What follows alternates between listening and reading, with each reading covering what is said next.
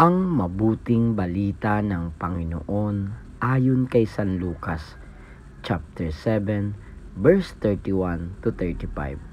Noong panahong iyon, sinabi ng Panginoon, "Sa ano ko nga ihahambing ang mga tao ngayon? At ano ang nakakatulad nila? Katulad sila ng mga batang nakaupo sa plaza at sumisigaw sa kanilang mga kalaro. Tinugtugan namin kayo ng plauta, ngunit hindi kayo sumayaw. Nanambitan kami, ngunit hindi kayo tumangis.